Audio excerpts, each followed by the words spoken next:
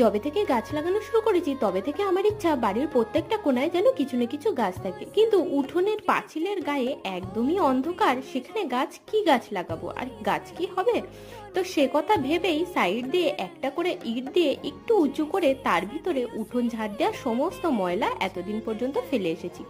ফেলে ফেলে যে মাটিটুকু তৈরি হয়েছে তাতে গাছ না হোক, প্রচুর পরিমাণে ফার্ন গাছ এসে উৎপত্তি। আজকে ওই ফার্ন গাছগুলোকে সবই তুলে দিয়েছি, এবার এখানে লাগাবো রিও গাছ। রিও গাছটা কিছুদিন আগে বাটিটার মধ্যে লাগিয়েছিলাম, এখন তো পুরো রুট বাউন্ড হয়ে গেছে। এই সমস্ত গাছকেই একটা বড় জায়গাতে বসাবার ছিল, তো এর থেকে ভালো বড় জায়গা আর কি হবে। তো প্রত্যেকটা গাছকে আলাদা করে কোথায় কোনটা বসাবো প্রথমে সেট করে নিলাম, তারপরে হালকা করে গর্ত করে প্রত্যেকটা গাছকে সুন্দর করে বসিয়ে দিয়েছি। পাঁচিলের গায়ে একটুও রোদ্দুর আসে না, তো সে সমস্ত জায়গায় যেখানে এক ফোঁটাও রোদ্দুর আসে না, রিও গাছ কিন্তু আপনারা লাগাতে পারেন।